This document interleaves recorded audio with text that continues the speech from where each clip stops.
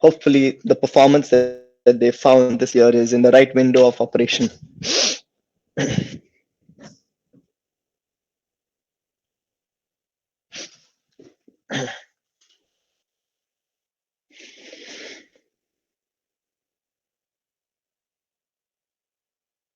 Right, we have 24 people joining in. Nice. 25. There you go. We'll have the last comers soon.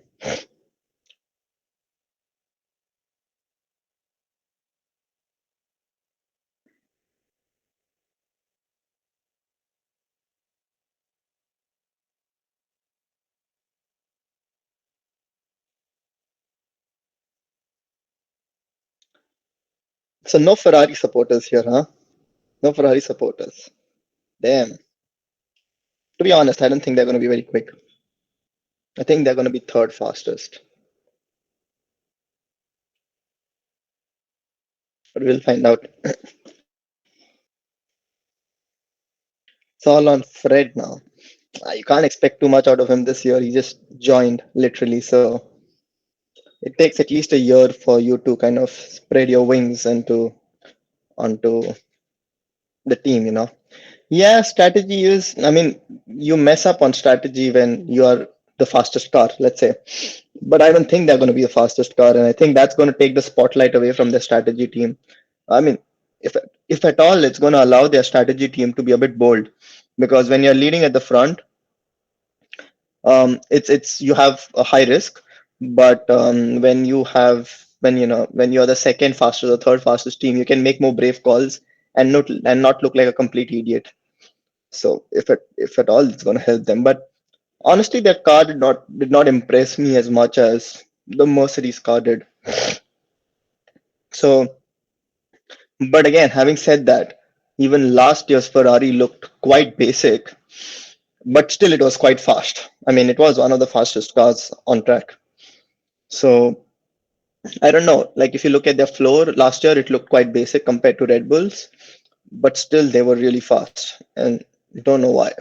But I think by the time it was, I think Spain, when Red Bull introduced the lightweight chassis, I think we were much ahead of them, even like race pace wise. So, well, hopefully, hopefully the red car is also in the mix for fighting for championship. It'll be fun, to be honest. I think they've got a good driver lineup, and I think this year they'll not mess up with who's their number one driver. I think they'll all focus on Charles this year. Science is gonna get the second hand, at least with Fred running the team. Oh, we have 35 people. Not bad.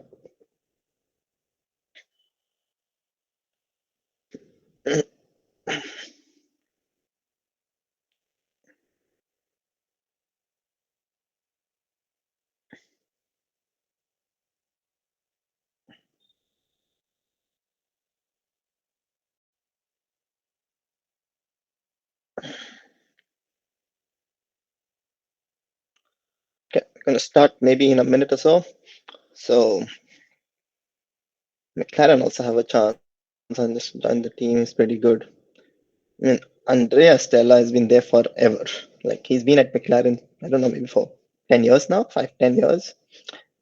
And while the guy is good, like I don't know, I don't rate him very highly. He's good, but I don't know if he is good enough to take that team to that next level. I think one thing McLaren definitely have to take care of is to start without reliability issues. I think last year they were kind of plagued with reliability issues, and that kind of tossed them over in terms of development. So I think if they can get their reliability issues out of the way and focus on development, maybe on some tracks they might have a shot. But honestly, the car to watch out in the midfield is the Aston. The Aston looks impressive. Like they've done a lot of work. Um, and kind of putting concepts of the other teams together into one. So it's no longer a Mercedes or a Red Bull. Now it's like the hybrid of the top three teams. So the Aston might be competitive. They've done a lot of hiring from Red Bull over the last 2, 3 years and other teams also. And maybe finally those people have managed to get a car. They have Alonso, whom if you give like the slightest chance, he's gonna extract the maximum out of that car. So Yeah, I mean, I would actually watch out for Aston making headway in the Formula 1.5, as we so call it, compared. I still don't see McLaren raising their game. Like even if you see the car, right? McLaren, there's nothing that stands out. Maybe McLaren did not put out the right car, like they just put like a show car or a very old iteration. But looking at the launch car of McLaren, I wasn't super impressed. I mean, of course, I say super impressed because, of course, I think McLaren is not a B team. McLaren is supposed to be one of the top teams, right? And if you look at the car, it looks like there's nothing super innovative about the car, like the Ferrari, the Mercedes, or the Red Bull. So, I mean, we haven't seen the Red Bull yet, having said that, or at least you guys haven't seen the Red Bull yet. 41 people. Not bad. What a Yes, game. let us start the session. So, good evening, all. Welcome to the second episode of iTalks on the incredible journey of a motorsport enthusiast from India to the world of Formula One. So, today we have the privilege of hearing from a special guest who has achieved what many consider impossible. So, as we all know, Formula One is a highly competitive and challenging sport, and very few individuals from India have been able to make their mark in this field. So, let me introduce our speaker, 𝗦𝗵𝗂𝗵𝗵𝗺, ex Red Bull Racing aerodynamist, motorsport career counselor, and F1 technical writer. Um, so we hope that his journey will inspire all of us to pursue our own passions and to never give up on our dreams, no matter how difficult they may seem. So sit back, relax, and get ready to be inspired by the incredible journey. And thank you, and over to you, Vishal. All right, I'm going to share my screen and just let me know if everything's working smooth. Okay, okay, sir. All right, let's hit this one up. All right, can you guys see my screen? No. Yes or no? Yes, sir. Yes, sir. It's visible. Okay, okay. All right, so good evening, everyone. In today's session or today's webinar, I'm going to talk a little bit about my background, about how I ended up going from India to Formula One, and some of the lessons that I learned during that journey. I'll speak a little bit about my role when I was at Red Bull, and then the student placement process itself, and the vast depth of careers that are present in F1. Because a lot of people think it's mechanical and aero related only, but there are roles for everybody in every domain in F1, right? And then I'll speak a little bit about the aerodynamic development or the design cycle that goes at an F1 team from idea conception all the way to track testing, CFD track testing. And then we'll spend nice 15-20 minutes taking on questions, and the questions can be anything, personal opinions, my specific to my experiences. I'm open to everything, right? Just a disclaimer, I'm a bit unwell. So during this entire webinar, if I land up coughing like I'm about to die, I'm going to mute myself. So excuse me when that happens. I'll try to survive this webinar. So let's jump into it. Well, first of all, I'm 𝗦𝗵𝗂𝗵𝗺, and I come from the smallest state of Goa of India called Goa. And I had a dream when I was very young. I think when I was 13 years old. Someday I'll end up watching F1 on TV, and I think it was the 2007 season, and I saw the Alonso versus Hamilton fight, and I was a big Alonso fan back then, I have to say. But I remember seeing the cars are going around Urush, and I remember this. You had this digital meters that was used to show speed and G forces back in those days, right? And I remember seeing this cars going through Urush at like 280, 250 kilometers an hour, and I asked myself, how does that happen? Like, how can that car, which doesn't even look like a car to start with, go that fast around that corner? And with a 128 kbps internet back then at home, I googled Formula One, and I tried asking Google like how you would ask Chat GPT these days, how does this happen? And Google came up with the answer, aerodynamics. And my career choice was very simple. And then I asked Google, how do I learn about aerodynamics? What engineering stream do I take up? And it suggested me aerospace engineering. So I ended up doing my bachelor's in aerospace engineering from Jain University, and it was, let's say, it was quite a journey in its own right, because not a lot of people back home knew anything related to aerospace engineering back then. So people did not know what I was doing. My mom thought I was becoming a pilot for most of the time that I was doing engineering. So you can imagine how, in terms of their minds, they did not have a clue what I was doing. And again, aerospace engineering back then, right now it's quite famous, but back then you know wasn't a normal track that students would take up. So I was quite brave to leave my home, go to Bangalore, and do my bachelor's in aerospace engineering from Jain University, IIEM. And I think quite early on when I left home, I realized that F1 is for the best of the best, right? There is no, it is for the group of engineers who are the best in their domain and in that particular skill set. So how, like, when we are in engineering, right, for us most of the time exams are about studying 5 days, 1 week. For some legends it's one day before the exam. um, and it's about getting through this subjects through your life of engineering. But for me, that was my life. But when it came to the subject of aerodynamics, I consistently put in effort every single time. And I think my biggest takeaway from my bachelor's was that consistency is key in the subject or the domain or the skill set that you love or you want to grow yourself for, you see yourself, your future self with. So I think if I could tell you guys something about some steps that you could want to take in your bachelor's, so if you have a vision for yourself that this is the domain that you want to work in, work on that domain every single day consistently, because studying for 5 days before the exam is gonna make you clear the exam, but it's not going to build your career in that domain. And if you want to be the best of the best, you need to show up every single day, like how I'm showing up even today.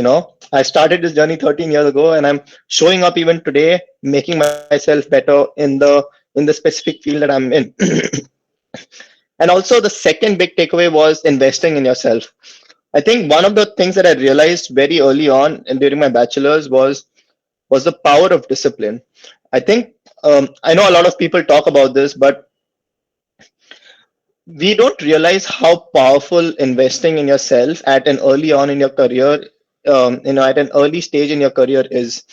And if you guys have something to reflect upon, just ask yourself, how do you use your time? The question I'd ask you is, yes, you have all the things that you have to do, but can't you find 1 hour every day or every 2 days to invest in something that you want to do for the rest of your life? I think you can. So, um, invest in yourself. Find time to invest in yourself, whatever that hobby is, whatever that interest is. Trust me, this is the time in which you work upon yourself, not what the world wants you to learn. And you will end up doing this for the rest of your life. Or at some point, this will be the option that you'll fall back on when you'll realize that, when you have midlife crisis or something. So hopefully you don't, but in case you have, this is what you'll fall back on. So learn to invest in yourself and make sure that you're consistent with something that you see yourself in the future, right? And during my time, during my bachelor's time, I tried to um, invest or find opportunities that were not present or were sometimes present around me. And this one of the things was, we had a very good SAE Aero team, and I enrolled myself in the very first year and started working with my seniors. They took me under their wing, and I had a lovely time, because this is the first time literally in my life that I could take principles that you studied, apply them, like build models and test out things, fly these models, have some fun, go to some really prestigious institutes like IIT Bombay, IIT Madras, where I always wanted to study but couldn't study because I couldn't get through. But go in their home turf and kick their ass in this competition of aero modeling. That was very satisfying. And I think most importantly, that gave me a level of competence and a level of confidence, because I told myself that yes, I couldn't get in those big reputed institutes, but studying here in this, good, decent institute itself, I'm able to study and invest and build skill sets that allow me to go in their home turf and beat their home team. And that gave me a lot of confidence. I have to say that by the time I was, graduated. I had pretty much a lot of confidence कि मेरा कुछ होगा, I'll do something about myself. And one of the key takeaways during this time I learned very quickly is that teamwork is dream work. Because yes, I was good at aerodynamics, but I kind of sucked at building models. I wasn't very great at flying this model aircraft. There were people around me who were better than me at this, right? And with this, by leveraging their skill sets, by learning from them, not only was I able to become better at those skill sets, but I was also able to rely on their expertise in their domain and build a team in which we could go out there and win national level competition. So surround yourself with people who are better than you, and you will only learn. Even though it's hard to be around them, it's quite intimidating, and I know I've been there. When you surround yourself, people say you surround yourself with people smarter than you, but when that happens, you'll end up being intimidated quite a lot. But trust me, that is healthy. It's not something that you should be afraid of. I think it's something that you should take to your heart and say, okay, what can I learn from this person? And that should be your thought process always. And then having you know putting in so much effort in my studies every single day, and then working really hard on these aero SAE projects and a lot of other projects also kind of laid down the platform for me. When Bell Helicopters, now known as Bell Flight, came to our college and said, okay, we're going to hire somebody in the field of aerodynamics. And I got selected because probably I think I was not because I was the smartest, but because I had positioned myself in that subject specifically to the top of my class, to the top of my university, probably. And I would even say at that point to the top of Bangalore because this recruitment drive was across Bangalore, across colleges in Bangalore, and they selected me. And this is something I always knew that if I ever want to make it in F1, I cannot keep my vision to be the best in my college. I need to keep my vision to be the best in my country in that field for my age. And only then will I somehow be able to, make it in F1 someday if I can. So Bell Flight gave me the opportunity as an intern. And again, during my time as an intern there, I kind of went above and beyond of what was expected from me. And I think this is really important. um, a lot of us land up doing what is just necessary, and we think, and it becomes part of our attitude because you just go like, yeah, this is enough, let's get on with it, let's move on to the next thing. And I know some things require it, but be quite aware that people shouldn't identify you with this tag that he just does or she just does what is necessary. People should identify you with somebody who goes above and beyond. If even today, if I go back at Bell, and if you ask some of my colleagues, what do you identify Shubh with? They will always tell you that, oh, this guy was super energetic and he always went above and beyond whatever was given to him. And I think that enthusiasm for your passion only comes for your profession, only comes when you have passion, right? So again, I landed up going above and beyond in all the tasks that were given to me, got involved in projects, technical projects that I was not supposed to be a part of, but because of my enthusiasm, I'll end up getting into them. And then at some point when I was on a vacation someday, I almost had like a life-threatening accident. Like I either survived, or I was either dead. And at that point, I realized, like after 2 years, that I'd become quite comfortable in my job. And I asked myself, would I have any regrets if I were to see the other side of the world today? And I said, yes. You became a bit like, what would you tell yourself? What would you tell yourself, like that kid, that 13-year-old kid who had a dream, who did all of this to someday work in F1? And the answer was, I became comfortable with my job. I started enjoying my life and thought that this was good enough. So the next day I called my vacation off, went and handed in my resignation. I did not have an admission. I did not have any future plan. I just realized that I have to be serious about, I need to do justice to that kid, because if I had not made it, then I would have had that regret in life. And so yeah, then I started literally hunting for masters, and there were a lot of factors, finance factors, which place is best to get into F1, etc., etc. And I made it into the best course, I think, for aerodynamics. That's race car aerodynamics in Southampton University, but I couldn't finance it. So I landed up going into this course, which was a risk, I have to say, at Munnar, because it was a, I say risk because it was a new course back then. Now it's quite established, and not many people had heard about the course at all.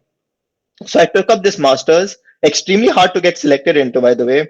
I think even now for racing car design, the selection is three out of like only three international students out of 20 people who get selected. So very competitive, but super satisfying. I can highly recommend all of you guys this course because the racing car design masters at Muna honestly prepares you for a motorsport career. For for like for career in F1 or any other motorsport, it's literally very, very good. It's 2 satisfying years. And then again, when I was here, I surrounded myself with a lot of. I became like the team lead of the student of the student FSA team, Formula student team, and then it was funny. But the reason I became the lead was because everybody around me spoke in Italian, and I was tired of it. So I said, if I become the team leader of the aero team leader, they have to speak in English, right? So again, this was a nice small example of me taking the opportunity and like working my challenges that are in front of me to my advantage. So everybody had to speak in English, and off we go. I became not I became a part of the team and not somebody in the background. And I think my biggest takeaway from here was that flexibility is very, very important in everything that you do.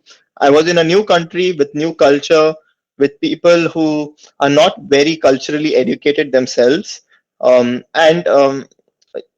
everything was different. The way the academics is done, and my flexibility allowed me to blend into their culture, blend into the crowd. I wasn't one of the persons who goes abroad, and you'll see this as a lot of y'all will go abroad. That a lot of Indian students, when they land up going abroad, they make Indian crowds and they get stuck to that, and they don't really blend into the culture there.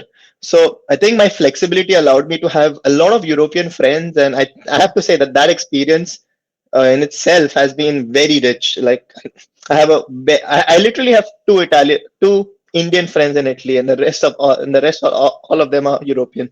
So if you guys are planning to do your masters, I would highly recommend you to not be afraid of being flexible with your thoughts. Most importantly, and when you go abroad, you feel like being in your comfort zone. Go out there, like experience some hardship. These things will make you stronger when you go, and this hardship will make you stronger in life. Don't worry about it.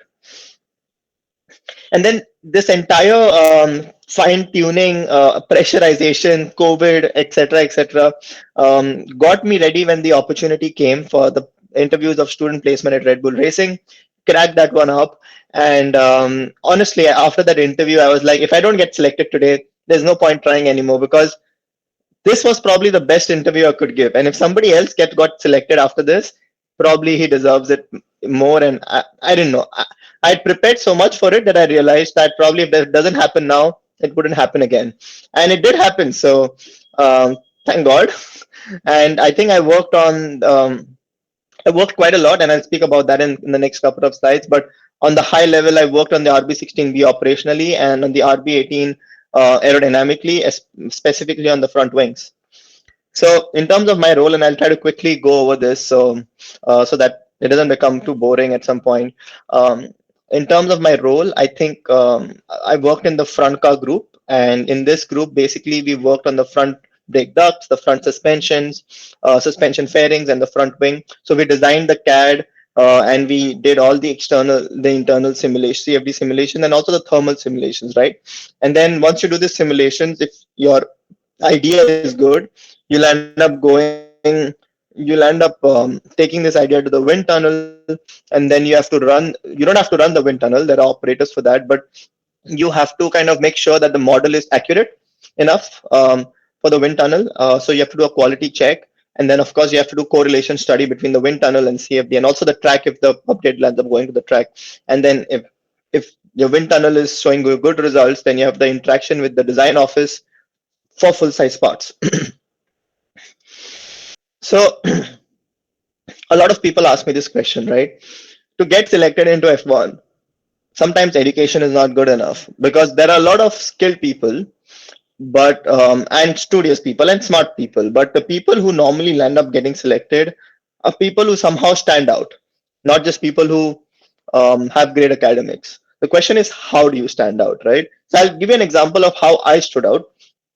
So I chose my bachelor's thesis in a way that I could understand the entire life cycle of a product. So I did this thesis with the Indian Army, and in which we built like modular winglets for the existing MUAVs so that they could increase the endurance time. So it was coming up with the design, a modular design, building it, like testing it in CFD, testing it in the wind tunnel, and then flight testing the ideas after 3D printing this winglets, and then making like a comparison of the increase in endurance time. So it gave me an entire life cycle of the entire product from going from design all the way to testing. And for this, we won a National Innovation Award. My team, my bachelor's group won a National Innovation Award, which was quite satisfying. And I think the most satisfying bit is that the Indian Army uses it today to spy on people. So it's really nice. So it's kind of contributing to my country's defense. And then when I was going for my master's, I got the JN Tata Endowment. So I'm a Tata Scholar, which is basically a very prestigious scholarship that very few people in India get for pursuing their masters abroad. If you're planning to pursue your masters again, check this one out. It's something that you should try and get, because I think it makes you kind of part of a different society altogether. And then I got the Goan Scholars. I got announced as the Goan Scholar, which basically is a scholarship given to Goans specifically who've done something outstanding in their specific field. So apart from that, when I was at Bell, my team won an innovation award. A team that I was part of won an innovation award. And then during that time, I kind of did some designs that were used to solve some of the helicopter problems that I was working on, and I got a patent with Bell Flight for that. So again, this is something that I went above and beyond of what was expected from me. And then during my masters, I worked with projects on Dallara, on Ferrari, with Haas F1 team. Just during my masters itself, right? I had this mini projects. So one of the things about Murner is because it's related to all these companies, it's very easy for you to get in touch with people if you have an idea and if you want to work on something. And so I did like mini projects with all these teams, which kind of laid the foundation for me when the Red Bull interview came. So, when probably these guys saw my CV, they saw that I had worked with all these organizations, and they were like, yeah, we should give this guy a shot. Your CV will only take you so far. What I mean to say is, it will only take you as far as your interview. Your interview depends on how well your fundamentals are as a graduate. Nothing more, nothing less. And how well can you, this is a very underestimated skill, by the way, how well can you express your technical knowledge from the fundamentals? Some people know and they cannot express it. Some people don't know, but they can bullshit their way around, right? So I don't know which side of the spectrum you are at, but there is a balance where you know your stuff and you are able to express it technically without over explaining it. Try to get to that point. And some people ask me, how do you get to that point? Or when do you realize you get to that point? I think if I ask you an aerodynamic question and if I ask you why to your answers, if you can go to 2 or 3 levels of why, you're pretty much there. Like you're better than most of the crowd. And that's what you need to get. Like I used to always, if I ask myself a question and then I would answer it, I would ask myself, okay, why is that happening? Okay, why is that happening? And okay, why is that happening? If I know the answer to the third why, I was happy. So in terms of the application process is quite standard. You have a CV and a cover letter. For those of you who do not know about my YouTube channel, you should definitely land up checking my video on CV and cover letter out. What I did was I used the CV and the cover letter that I used for my Red Bull application and kind of reviewed that. And I think it's a fun one because I kind of put all my insights because I went back and I checked all the pointers that I'd written when I was writing it. So I put all those insights, and I think it might be useful for you guys.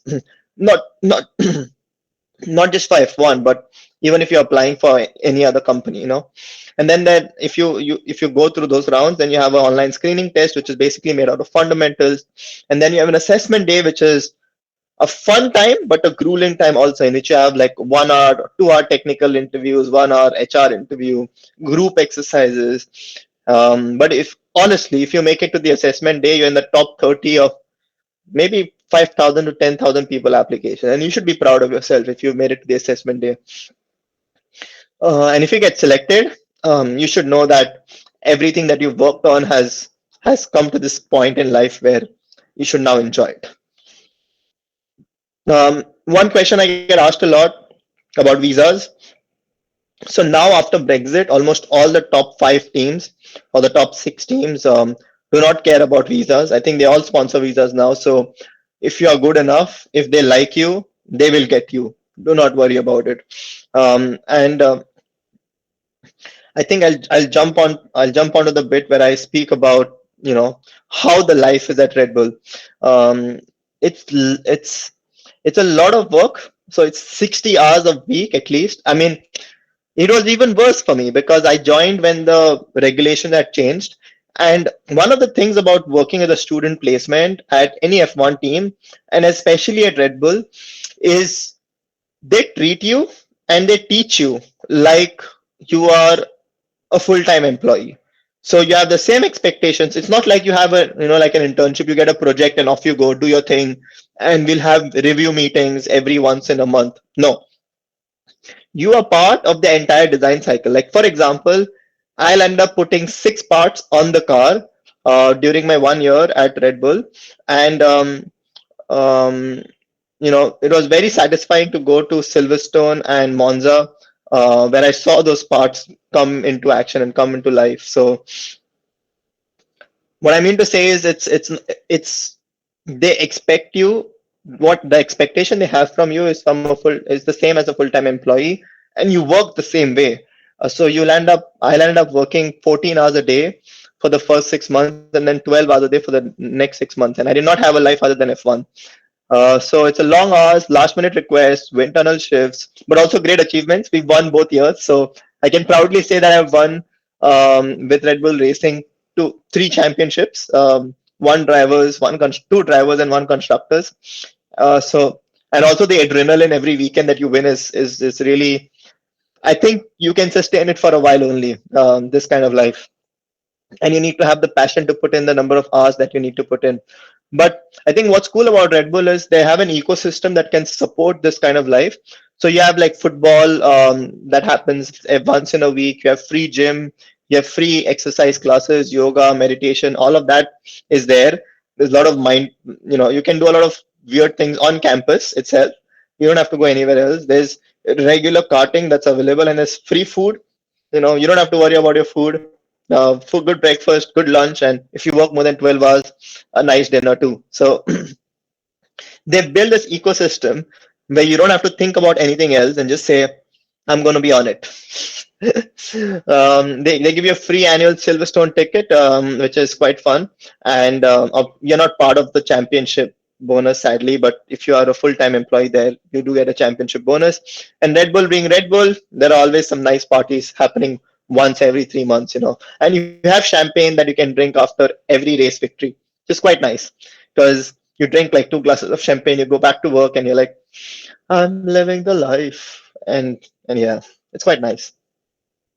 Just the vast majority of careers that are available in F1, as you can see, it's not related or limited to aerodynamics only and mechanical designers. You have electronic engineers, you have simulation and modeling engineers, you have electrical technicians, you have hydraulics and PU assembly technician, you have a supplier quality engineer, you have production, CAM programmer. So what I'm trying to say here is that no matter what background you come from, if you're really good at what you're doing, there's a place for you in F1, right? No matter what area of engineering you come from. So let's make a quick time check. So I'll quickly run over our continuous design iteration at Red Bull. how you go from idea all the way to testing. So in terms of so to start with, you'll end up getting some targets, like balance targets and downforce targets from the simulator that kind of give you an idea of how quick your car will be if you're able to hit this targets, right? And then you say, okay, let's try to get that, and you'll end up going in your regulation book. You have like a baseline geometry to start with, and then you try to find loopholes, and you start designing concepts, right? And then you start testing them in CFD. You send the most promising concepts into the wind tunnel, and then the concepts, you either refine those concepts if the wind tunnel agrees. If the wind tunnel disagree, you go back and you have to do the part of the job which is most satisfying to find where the miscorrelation exists, which is hard but also the most satisfying part of the process, right? But if everything works well, you send it to the track. You again do a correlation study, and then if the track agrees, you put the part onto the car, right? Now the idea here is that every part of the process has its advantages and disadvantages, but F1 teams have been able to somehow take care of the disadvantage of every part of the process of CFD, wind tunnel, and full size testing to kind of still come up with a picture that is kind of validated and can be reliable. So we'll try and understand how that works now.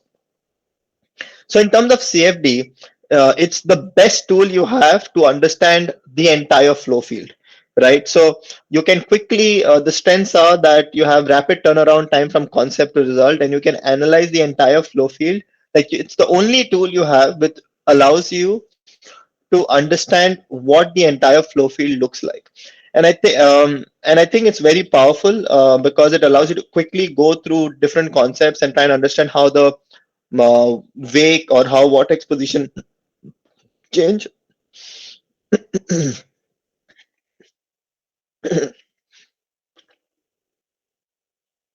But its weakness is the physics. Like your CFD is only as good as the physics that you've modeled. And sometimes, especially when there are regulation changes, what can happen is you'll end up believing a CFD a bit too much, and that can get you in trouble downstream. And now you can say, okay, you have the highest, you can improve the accuracy by improving the modeling methods, but now the FIA has kind of put a limit on that too. So the computational resources are limited now, which is exciting because it lands up driving innovation in those fields. And again, I think Red Bull CFD is probably one of the most efficient among all the teams, or at least that's the rumors that I've heard. In the way we go about a CFD, it's very accurate and also very very efficient. And then the kind of runs that we do is we do development in steady state runs with turbulence modeling that we cannot speak about because it's nothing standardized or commercially available. We build our own turbulence models and we continuously update them so that we can get a lot of get a lot of good correlation. And when it comes to transient runs, we to understand vortex dynamics, vortex positioning, vortex health dissipation. What we try to use is like hybrid LES methods because RANs can give you a good picture of steady state, but vortex dynamics is inherently a transient problem, and you cannot, let's say RANs is decent at predicting, but it cannot give you the most accurate picture. And sometimes the things you're dealing with is really small. Like you're saying, okay, I want to take this vortex from here and push it all the way like 3 centimeters to its right or to its left. And you cannot expect RANs to give you that accuracy. You need to understand this in transients, right? So we run transient models like maybe once every month or once when all the groups come together and put their updates onto the car. We run a RANs model to understand how the macro flow field has changed. And then you also do heat transfer simulations for brake ducts and cooling. Now, this part is very underestimated. Remember that if you get your heat transfer wrong, there are massive outcomes of that. Your car becomes unreliable. B, you have to do a lot of lift and coast, and the time delta that you lose in case your brake cooling is not enough is huge compared to anything that you can gain aerodynamically. So you need to get your heat transfer simulations also spot on. In terms of wind tunnel, so the wind tunnel, this is a picture of the wind tunnel that we use. And for some of you who come from aero background, this is a World War II wind tunnel, and it was the wind tunnel in which the Concorde was developed. If some of you know the Concorde, um, and its top speed is 70 meters per second. It has a MTS rolling road, and has a capability of yawing plus to minus 10 degrees. Obviously, use a 60% model race car, because that's what the regulations allow. That's a regulation limit, and we have thousands of lines of telemetry to ensure we can do correlation work with CFD. So what are some of the tools that we use in our wind tunnels to try and do correlations? We use pressure tappings, so that we can get pressure distributions from CFD and pressure distributions from the wind tunnel and try and match them. So that's how you kind of look at the minute details in terms of pressure distributions. We have load balances for macro balance for macro forces. That is, what is the total value of forces that you get from CFD versus wind tunnel, and for this we use load balances. Then we use PIV, which is particle image velocity meter. This is a technique in which we use lasers to try and capture the flow field. And in this case, you see the slices that you get here. You'll end up getting these slices, and you try to match the slice with an equivalent slice in CFD, and you say, okay, where is the vortex in CFD versus where is it in real life? And this is how you correlate, and it's a highly advanced technique in its own right. And if you get it right, it can be a huge boon, because you can really understand what is the difference in vortex positioning and health between a CFD and wind tunnel, and that can allow you to um, change your CFD models, but also understand if there's something wrong with your experimental setup in its own right. And then you use flow viz and smoke visualization to understand surface flows like wing separations. You'll put some paint under the wing, on the front wing, on the rear wing, like you see on track, and you try and match the flow visualization on CFD versus the wind tunnel, and you try and see if there are some differences in the transition points, and etc. etc. So the strengths are, the big strength of the wind tunnel is that you can you can test a lot of attitudes of the car very quickly. So within 15-20 minutes, you can do a yaw sweep, you can do a roll sweep, you can do a pitch sweep or a ride height sweep. You can literally go through an entire corner, like the conditions the car goes through an entire corner, and get like a low speed, high speed, medium speed maps. But to do all of that in CFD would take you a lot of time, and would take you a lot of resources, and that would eat into your development time itself, right? But obviously, the weaknesses are vortex dynamics in its own right is super transient, and you do not get perfect similitude, even though your Reynolds number is like matched. Things like vortex dissipation, vortex positioning, lands up changing slightly because of like wind tunnel blockage ratios, and because of the difference in because it is transient in its own right, the forces do not exactly land up matching, even though your Reynolds numbers are the same. So there are differences in its own right, and it's not the perfect environment because it's a 60% scale model, right? And obviously the time, now you have regulation on how much time you can use, but earlier there was a big, I guess, smaller teams. The problem was the cost and the time that it takes to kind of run this development programs. But now, because of the regulations, I think that has kind of come down. So one question I get asked is, how do you test these developments in the simulator? Obviously, you don't put the part onto the car, right? So the way you test it is, your vehicle dynamics model has particular aero inputs, like the change in your front balance, or the total amount of downforce, or the efficiency values, and you put this into your vehicle dynamics modules without telling your driver what has changed, and you ask him to go around the circuit, and that's how you kind of test certain aero updates, or at least like big packages. What are the strengths of your simulator testing? Is that and this is especially done for like when you have aero parts which are specific to certain driver characteristics. Like if you have a weak front end, or you have understeer in low speed corners, and you put an aero part specifically for that, then you'll put this coefficient into your vehicle dynamics model, and you'll ask the driver to go around, and you'll not tell him what has changed, and ask him if that characteristic has improved, right? So the strength is that you get real time driver feedback, and you get to check if it complements the CFD and wind tunnel development. And obviously, the weakness is just like CFD, it's also dependent on models, and it also depends on the quality of the driver and the consistency of the inputs that the driver gives you. Now we'll go on to track testing, and this is like an array of keel probes, we, in which you try to get the plane that we earlier saw in the wind tunnel. So imagine you've got this plane having a having a similar rig in the wind tunnel. So you put this rig onto the real car and see if you get a similar picture from this aero rig on track, or how much. Of course, it's going to be different, right? But you ask yourself, what is the difference in vortex positioning? What is the difference in vortex strength? And honestly, these are some really advanced techniques of data processing um, and also of signal processing in its own right. So a lot of stuff that I don't understand happens here. But the key idea is at the end of the day, as arrows, we are asked if there is correlation. And that is quite easy for us to see because we have these planes from wind tunnel CFD, and you see what the differences are and you note those differences down. Um, and again, the strength is that it's a real-time environment, and you have the lap time and the driver feedback in terms of how the car is performing. When like you'd be surprised, like you might say that, oh, these are small things. How can the driver feel this in the bigger picture?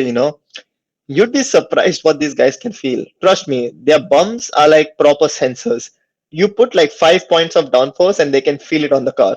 I do not know how, but these drivers are some have some next level feeling when it comes to putting.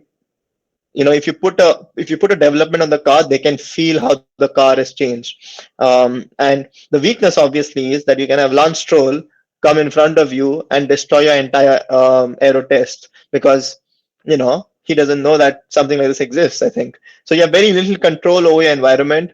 You have very little availability. What I mean by that is you have to dedicate time in your testing, and the testing session, like when I say testing, I mean to say in FP1 or FP2.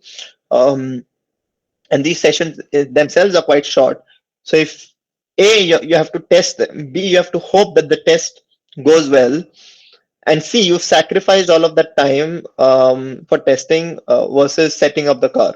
So sometimes you have to, a lot of the teams make a judgment call whether they want to do it or not.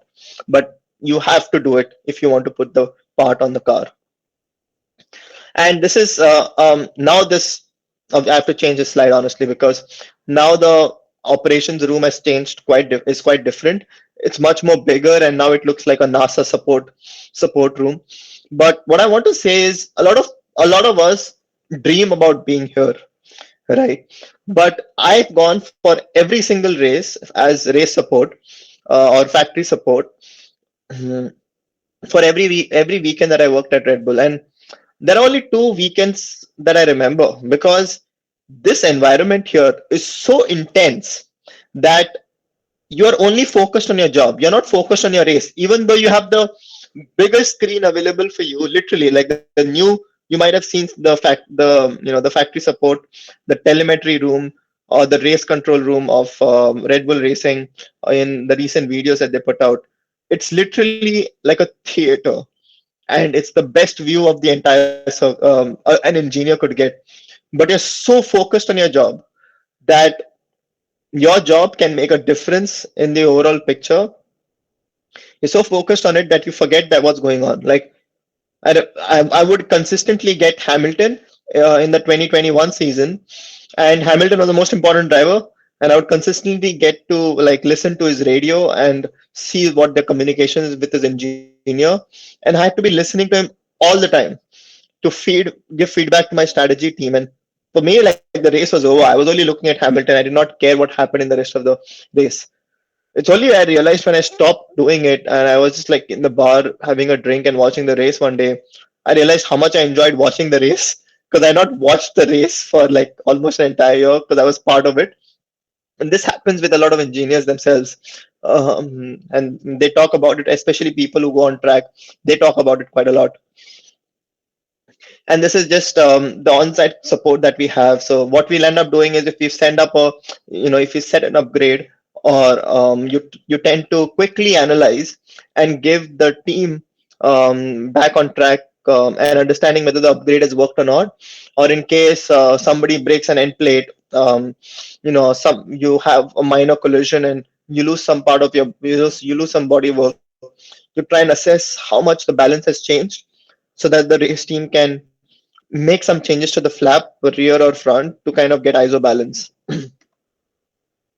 So yeah, that was me. That was the entire thing that I wanted to talk to you about, you guys. I think I exceeded the time. Yeah, still within time, not too bad. So again, some of the things that I've been working on lately is, these are my pictures from the 2021 season and the 2022 season from Monza. I was very happy because on the picture on your right, I was able to take a picture with the part that I designed. So very happy that Red Bull gave me that opportunity. So on Instagram these days, or at least for the coming season, I'm going to do a lot of race weekend, or um, like race pace analysis, telemetry analysis on Instagram. So if you guys are into that, follow me on Instagram at F1 Aerodynamicist. And on YouTube these days, I started with doing career videos, and these days I'm doing aero analysis videos, for which I've gained a lot of support. So if you guys are into that, do follow me on on YouTube, and on LinkedIn. I'll end up usually doing posts which are knowledge based, related to F1. And if some of y'all are serious about like want personal counseling, then recently I've started career counseling in F1. So you can write an email to me at f1aerodynamic formula1.aerodynamicist@gmail.com, and we can get in touch on a personal level. Do mind that this is like a paid counseling session. It's not too expensive. It's 600 rupees or £6.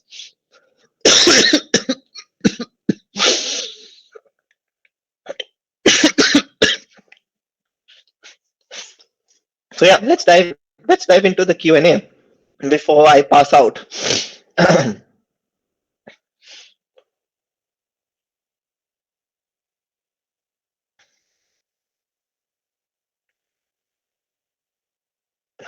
I hope I did not put everybody to sleep. So, hello guys, if you have any queries, you may definitely put up in the chat box.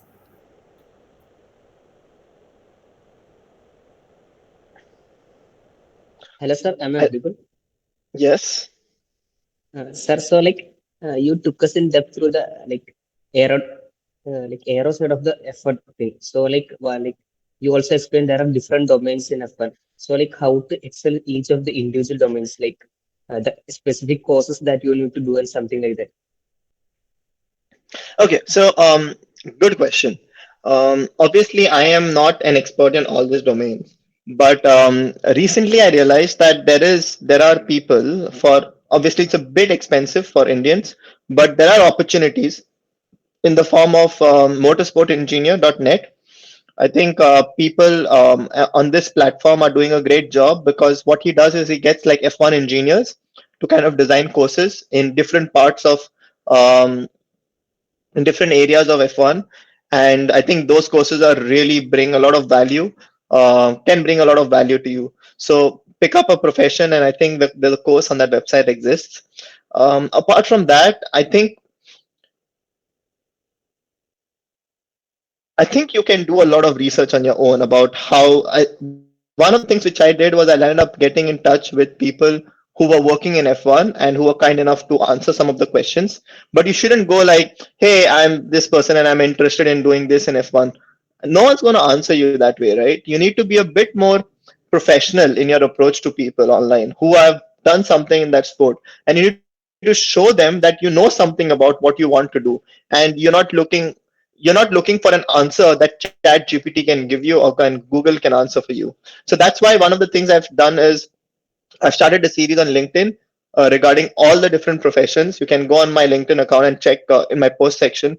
So I've covered almost all the professions in the last 1 week, in terms of what is the role, what is the expectation. And I think if you get in touch with people, if you do a little bit of reading on their LinkedIn profiles, see the kind of courses they did, see the kind of experiences they had, you can get a good understanding for any profession to get into in F1. And that is what I would recommend. Okay, sir. Thank you, sir.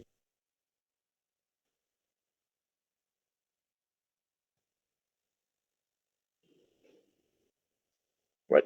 Any more questions? Each track has a definite characteristics, as in Mexico high altitude leads to less air density. So, engineers will design race parts designed for that. Okay. How long before the race do engineers actually start designing parts? Well, quite a long way before, because you have to kind of also remember the logistics involved into all of this.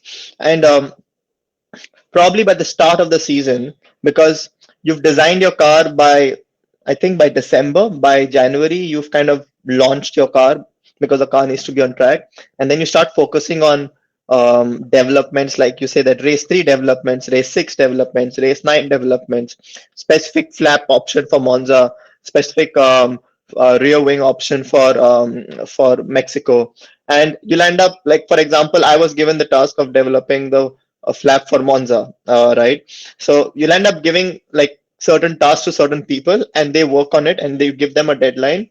So this can be almost like 3 or 4 months in advance, um, before the race itself. So yeah, there's a lot of planning involved, which I did not kind of highlight into this. So I would say 3 to 4 months in advance, or 2 to 3 months in advance. But it used to be quite small before, because people could just throw money at it. Like some of the stories that I've heard from people who worked at Red Bull are insane. Like Red Bull has transferred a flap to Monaco one day before the race by hiring a private jet, right? So crazy stories, but you cannot do that anymore because of the cost cap. So there's a lot of planning. So I would say 2 to 3 months in advance, the flap has to be released to the design, and then the designers make it, and then they put it into the loop of logistics.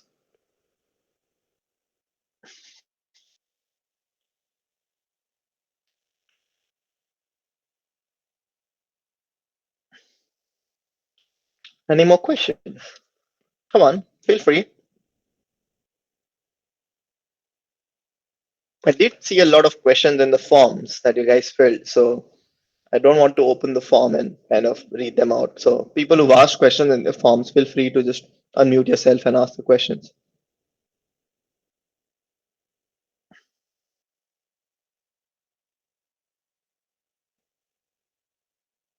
Sir, so one more question. Go for it. Sir, so like what are the Indian options for like excelling in each domain? Now you said like there are some like foreign university there are some options. So like Indian, like is it like good enough to do a course from Indian universities? Like will it help? Um, yes and no is the answer. I have seen some people from IISc make it to F1, but I think I think just the opportunities are the same. Like, you can apply as an Indian. You have to get through the exam. It's just that if you invest time, if you get through the if you get through the screening tests, and if you get through the interview, and if they like you, there's nothing that can stop you. So fundamentally, yes, you can be in India, go through the whole process, get your visa sponsored, and make it to F1. You don't need to go to a foreign university um, to make it. However, you have to understand that you have to be in the top colleges in India. You cannot do it from any college of India, because what I understood was I was like my manager involved me a little bit during the hiring process of when I was about to leave Red Bull and go back to uni. And I saw that when it came to India, they would only select people who had done their masters in IIT or IISc, and nothing other than that. Because I don't know, they still do not consider Indian talent that can be outside this big university names, because they'll Google a university and it doesn't show up on internet. So they're just like, why should we bother? Because remember, they have to go from 10,000 applicants from CV and cover letter scanning to at least, I don't know, 200. And this process has to happen somehow. And I speak about this process in my CV and cover letter video. So you have to be able to get through that process. And if you get through that process, then it's all about fundamentally your skills and your technical know-how. So you can get through. You don't need to have a degree from abroad. It just helps you, because if you do a master's in aerospace engineering or a master's in racing car design, they know that the kind of teaching there and the competence taught at this universities is at the level that they're expecting the students to be from. That's how it helps you. Is there any online course in racing car design? What do you mean? Like designing? There are lots of online courses. They're very expensive, but there is one course that is affordable, like almost affordable for Indian students. It's called, and these courses are there on motorsportengineer.net. So I would highly recommend you to check out that. But for some of y'all in aerodynamics and just in the world of simulations looking for a free course, I would highly recommend a course called a Hands-on Introduction to Engineering Simulations by Cornell University on edX. And it's free. And they're both free and paid options. Take the free option.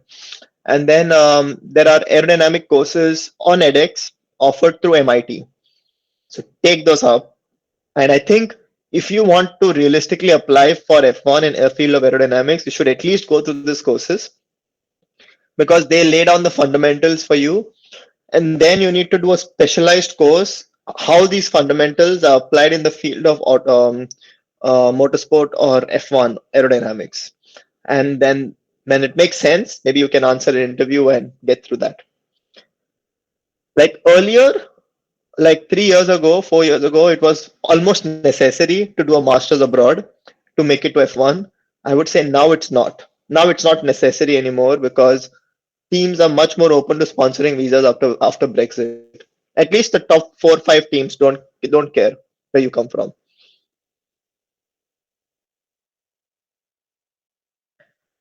Comment on the side pods of W14 compared to RB19. You haven't seen the RB19, have you? Because Red Bull has not really shown their hand of cards.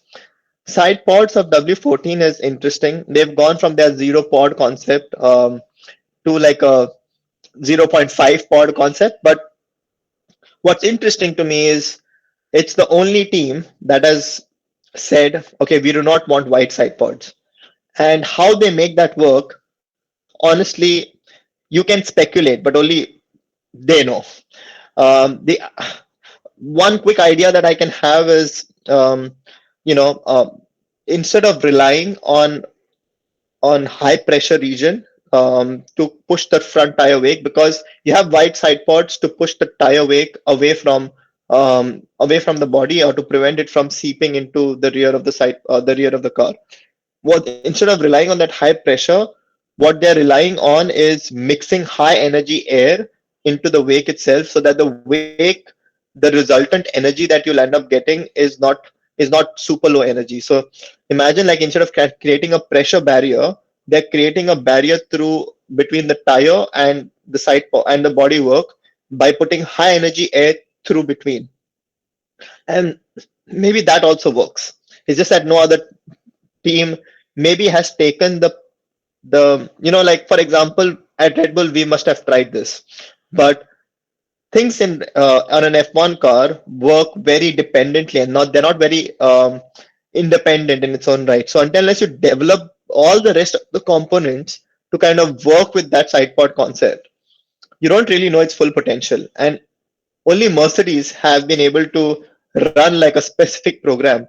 And unlike previous years, like if it was years without budget cap, I'm sure Red Bull would have a dedicated 10 engineers or 5 engineers to just do copy Mercedes and see what the potential of that concept is. It's no longer like that anymore. You have a budget cap, you have smaller teams, and you can only focus on your team, your concept. You can have spent some time in exploring some bits and bobs of other people's concept, but you can a lot of time behind it. And for teams to kind of understand and develop Mercedes side pods would be like a lot of effort. So teams are like, we were the fastest car last year. why not take that concept and push that further? Why take up the Mercedes philosophy? And for the same thing for Mercedes, like they were really fast last year, and they had some fundamental issues. And I think as long as they understood it, and a lot of like their drivers and their technical heads have also spoken about this, that the side pod concept was not the problem, right? Something else was the problem. So they've understood it, they've invested into it, and sorry, I kind of dived away, but I think fundamentally, we are using high pressure region to push the tire wake, while they're using a cushion of high velocity air to divert the tire wake, or at least mix the tire wake with high energy air, so that the resultant energy that flows to the rear of the car is not low energy. That was a long answer. I'm sorry. How do engineers tackle the problem of both drivers wanting distinct direction of development in their car, like a stable rear end for Seb? True. Um, or like a pointy front end for Max. Well, I think at the end of the days, you want lap time, right? And if a driver can deliver a higher lap time, if the car is developed in a certain way, then you do it. It's as simple as that. But you have to be very careful, because you can hit certain development limitation, like limits, if you pursue a concept that way. And the car can be very biased towards one driver. But like for example, for Max last year, we ended up developing some front wing options so that we could give him a more pointy front end. And pretty much the entire year, like Max and Checo were running like slightly different specs because they wanted slightly different parts on the car.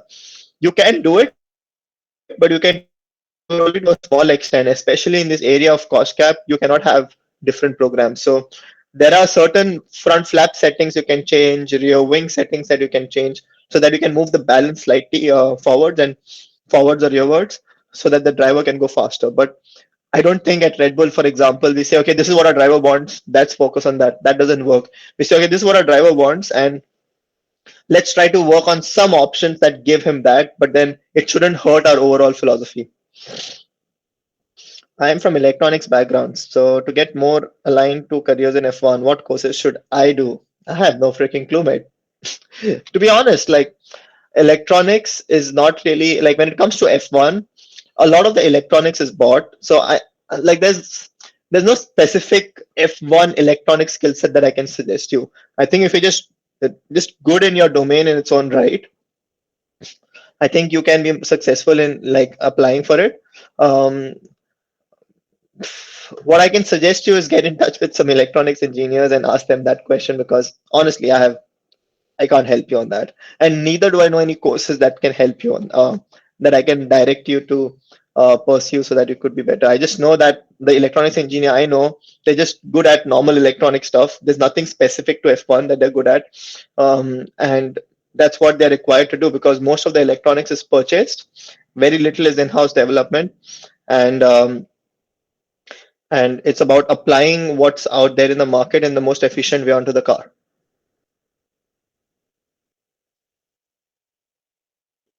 All right.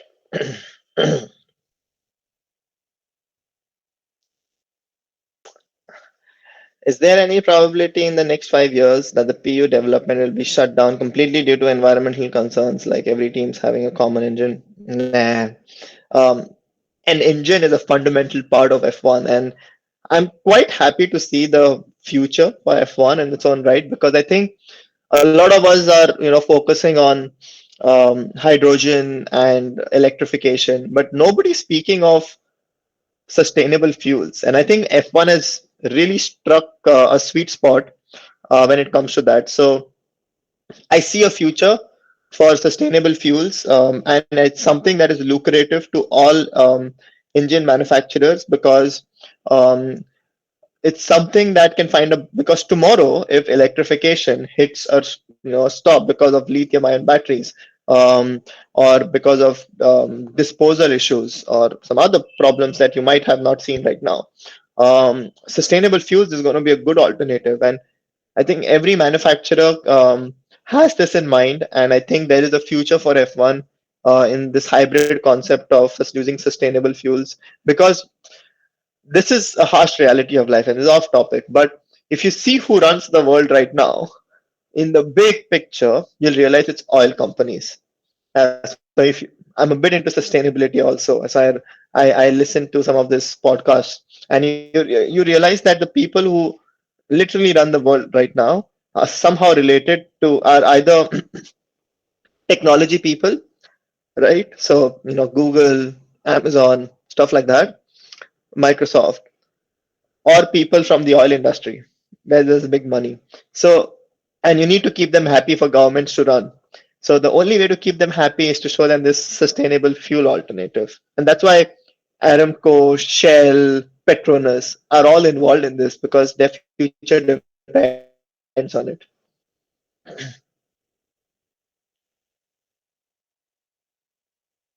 Just to give you an example, Shell made a profit of 200 billion last year. That's a lot of money, mate. 200 billion. A profit. Not This is a profit, not even like gross profit. This is a net profit they made.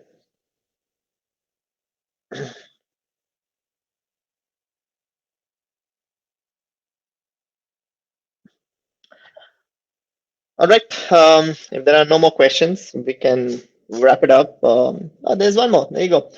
What are the other ways to get involved in F1 apart from directly working with the car? There is partnerships, there is marketing, which is a slightly different world. There is this nice webinar that we are planning to do with Motorsport Engineer that is coming up, and there is this course called Technical Partnerships with in F1 on Motorsport Engineer. If you want like an insight into that kind of world, so there's technical partnerships, there's corporate partnerships, there's the part which is mechanical, where you land up as a technician or as a race as a trackside engineer. And then also there's people involved in manufacturing. You know, basically people who are like making the parts in its own right. So I think these are other parts, and of course there's logistics also that I haven't mentioned. So these are other domains that normally people don't speak about. But if you're more into marketing, I would definitely recommend you to check out the course on Motorsport Engineer. But it's like one of a kind. I haven't seen a course on marketing in F1 specifically anywhere else. So if it brings value to you, go for it. I've been part of the Asia Level Shell Eco Marathon previous year. Very nice. That's a very good competition to get yourself there. Also, my team won some prizes out there, but being a fuel efficiency competition, will this help me somehow in getting into F1? Definitely. And that's a big thing. Um, how will it help you to get into F1? Again, it's one of those things where, so I'll give you an example, right? I spoke about how I try to stand out. Now, I'll tell you how this came. All my experiences in which I've gone above and beyond, been part of an organization, been part of a team, done something non-specific to F1, how this came together during my interview. So I had applied for both Red Bull and Mercedes, and both of them have like this competency round, or like where they try to understand you. So one thing is you saying, oh, I'm flexible, oh, I'm super hardworking, I'm passionate, but I have leadership skills, etc., etc. But how do they know, and why should they trust you when you say that? And everybody has that, and everybody speaks about it. So they have this round where the HR asks you questions, which are uh, which what I call is as the personality deriving round. It's called an HR round, but I call it the personality deriving round because they derive your personality from the answers you give. And the kind of questions they'll ask you is, give me an example when you were a part of a team and people did not listen to you. How did you deal with that situation?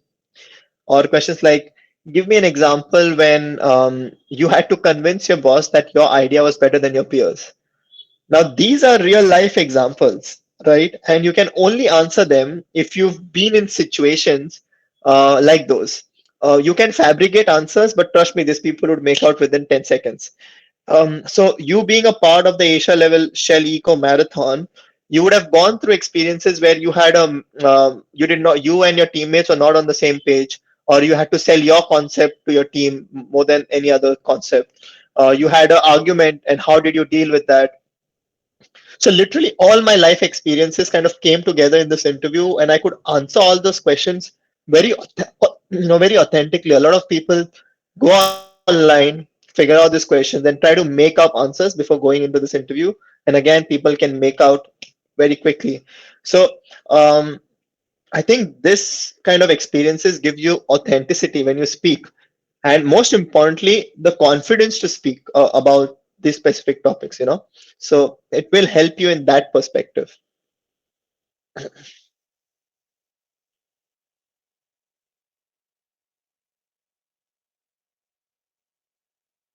So it's time to wind up. Um, Kindly fill up the feedback form that has been put up in the chat box. So, thank you to our special guests and all our attendees for joining us today for this incredible webinar. And we hope that this webinar has been a valuable learning experience for everyone. And we wish you all the best in your own endeavors and hope that you continue to follow your dreams with the same courage and determination. Thank you so much, and have a great day. Thank you, Gayatri, and thank you everyone for showing up, and thank you for all the support that you've shown me through my various platforms that I've been working on, and thank you for all your support. Hopefully, this was of interest to you guys, and you guys enjoyed this 1 hour session. Thank you. Thank you, sir. I'm waiting for all the thank you messages. I always find them very nice.